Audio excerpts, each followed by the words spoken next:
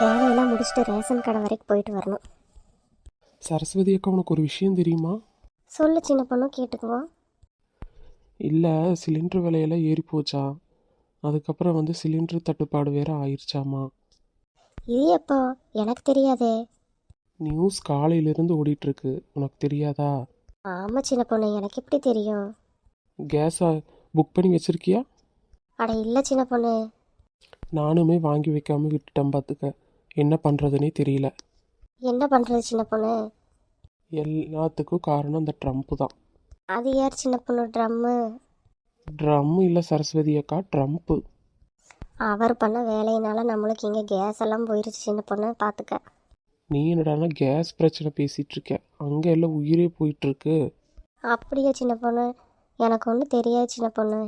சரி சரி, ஏதோ ஒன்று பேசி பிரச்சனை ஏற போகுது. சரி, கேஸ்க்கு என்ன பண்ணலான்னு முடிவு பண்ணு.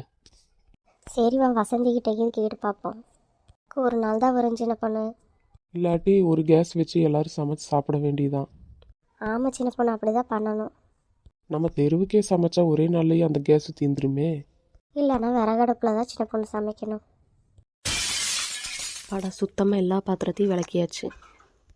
சரி, சமைக்கிற வேலையை ஆரம்பிப்போம். கேஸ் வேறு தீந்துருச்சு. கேஸை சேஞ்ச் பண்ணிவிட்டு சமைக்கிற வேலையை ஆரம்பிப்போம். வசந்தி, என்ன பண்ணுற வசந்தி?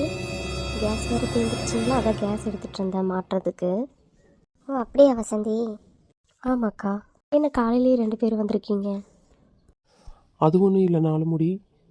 கேஸ் எங்கள் வீட்லேயும் தீந்துருச்சு, சரஸ்வதி அக்கா வீட்லேயும் தீந்துருச்சு. அதான் சரி உங்ககிட்ட ஹெல்ப் கேட்கலான்னு வந்தோம். டெய்லி நியூஸ் பார்த்தியா நீ? பார்த்து சின்ன பொண்ணு. ஆனால் என்கிட்டயும் ஒரு கேஸ் தானே இருக்குது. எல்லாம் பக்கத்தில் தானே இருக்கோம் வசந்தி.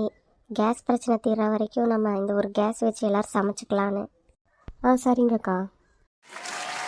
அவன் சரி சொல்லிட்டாலே. சின்ன பொண்ணு, அதை கேஸை தூக்கிட்டு வாமா.